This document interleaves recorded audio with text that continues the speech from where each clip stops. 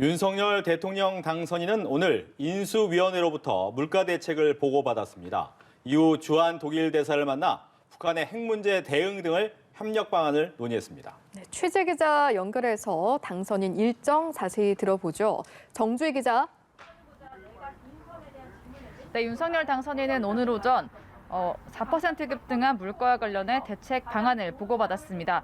추경호 기획조정본과 간사 등으로부터 물가 급등 원인과 향후 국민들에게 미칠 파급 효과에 대해 보고받은 윤 당선인은 물가를 포함한 민생 안정 대책을 새 정부 최우선 과제로 추진하라고 지시했습니다. 이후 10시 30분부터는 통이동 당선인실에서 미하엘 라이펜슈툴 주한 독일 대사를 만나 북핵 문제 대응 등 양국의 협력에 대해 이야기를 나눴는데요. 윤 당선인은 독일은 유럽연합 중 우리의 최대 교역국이라며 앞으로 협력 관계를 더 발전시킬 생각을 가지고 있다고 말했습니다. 윤 당선인은 조만간 주한 미군 기지인 캠프 험프리스를 방문하며 외교안보 행보를 이어갈 예정인데요. 방미 중인 한미정책협의단이 백악관에 윤 당선인의 친서를 전달한 가운데 윤 당선인 측은 한미 정상회담이 조속히 개최됐으면 하는 바람을 갖고 있다고 밝혔습니다. 윤 당선인은 오후 2시 전국 시도지사들과 만나 지역균형 발전 방안을 논의하고 신문의 날 행사에도 참석합니다. 네, 윤 당선인의 공약인 대통령 집무실 이전에 필요한 예산이 일부 의결이 됐죠.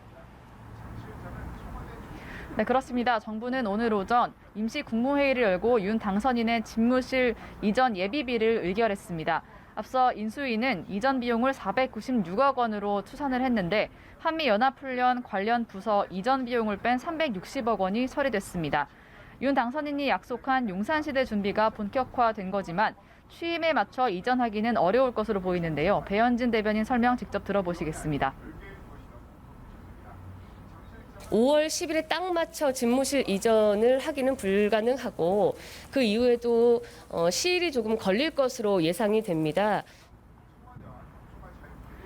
네, 한편 한덕수 국무총리 후보자 지명 후 추가 인선 발표는 나오지 않고 있습니다. 배현진 대변인은 경제부총리를 포함한 장관 인선을 이번 주 내로 못 박아서 하긴 어렵다고 밝혔습니다. 한 후보가 김앤장 법률사무소 고문으로 4년여 동안 18억 원의 고액 보수를 받아 논란이 되는 데 대해서는 인사청문회를 통해 국민들이 이해할 수 있게 할 것이라면서 민주당을 향해 발목 잡기 양상으로 진행되지 않기를 바란다고 말했습니다. 한편 어제 당선인 대변인직을 내려놓은 김은혜 의원은 기자회견을 열고 경기지사 선거 출마를 선언했습니다.